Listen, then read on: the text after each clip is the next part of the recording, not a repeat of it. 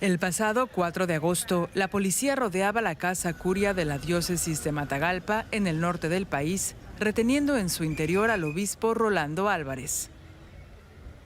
El largo conflicto entre el gobierno de Daniel Ortega y la Iglesia Católica volvía a vivir un momento crítico.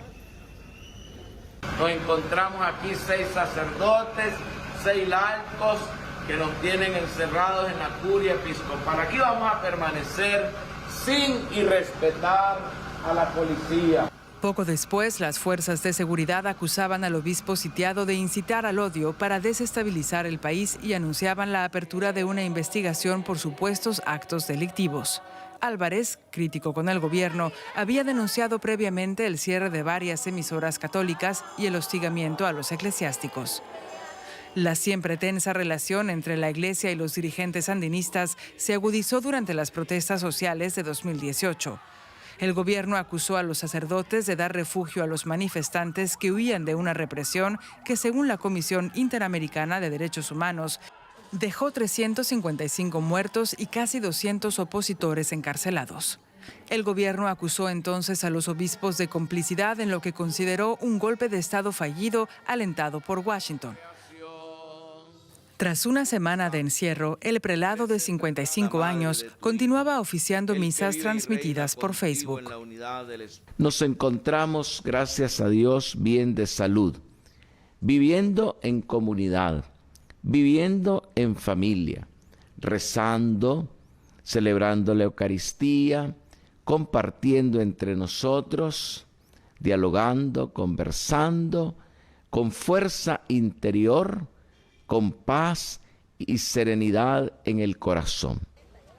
Pero para la policía, estas acciones del obispo seguían siendo provocadoras.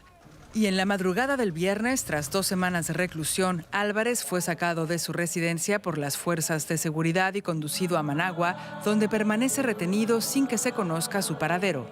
Sus feligreses rezan por él y esperan una intervención del Papa Francisco. Seguimos analizando la delicada situación que afronta la Iglesia Católica de Nicaragua con Amaru Ruiz, defensor de derechos humanos nicaragüense en el exilio en Costa Rica. Señor Ruiz, gracias por estar con nosotros. Por favor, díganos cuáles cree usted son las motivaciones de Daniel Ortega para perseguir a miembros de la Iglesia Católica de esta manera. Primero, la población nicaragüense ha mostrado y compartido sus preocupaciones con el liderazgo de la Iglesia Católica, sobre todo a raíz de la situación de 2018 y las múltiples violaciones a los derechos humanos que enfrenta la población, sobre todo católica, en Nicaragua. Este acompañamiento que los sacerdotes han tenido con el pueblo católico de Nicaragua ha generado un descontento en el régimen de Ortega Murillo, que ve a los sacerdotes como líderes opositores a su modelo de gobierno, y que estos sacerdotes han acompañado esas demandas de libertad, de democracia, pero también de justicia y paz, que ha sido el clamor del pueblo nicaragüense, y que los obispos y los sacerdotes han tratado de canalizar a través de la oración y el acompañamiento de la fe hacia el Dios Supremo, que es el que debería de dar salida a las preocupaciones de la población nicaragüense. Precisamente por esto es que ha emprendido el régimen de Nicaragua una serie de acciones en contra de los jerarcas de la Iglesia Católica, pero también de sus curas, de sus medios de comunicación, de sus organizaciones de sociedad civil que tenían para trabajos humanitarios. Entonces, esa ha sido la situación que ha generado que el régimen de Ortega Murillo haya dado seguimiento a estas jerarcas católicas. Señor Ruiz, ¿qué puede hacer la comunidad internacional ante esta delicada situación que afronta no solamente la Iglesia Católica de Nicaragua, sino la sociedad en general?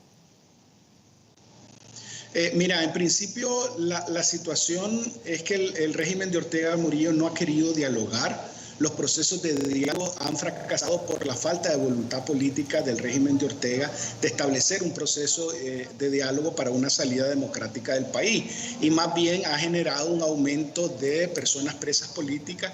Llevamos más de 180 presos políticos en el país, y ahora se suma el monseñor Rolando Álvarez, que desde su casa es un preso político, y además parte de las acciones que demandamos a la comunidad internacional es que sigan presionando sobre todo a los pilares que sostienen al régimen, en este caso el ejército, la policía y los sectores financieros, para que muestren un cambio de actitud frente al comportamiento violatorio del régimen en Nicaragua. Y yo creo que ese acompañamiento también debe darse hacia la sociedad civil para que continúe el monitoreo de la situación de vulneración de los derechos humanos en Nicaragua. Señor Amaru Ruiz, defensor de derechos humanos nicaragüense en el exilio en Costa Rica, muchas gracias por habernos acompañado. Muchas gracias a ustedes.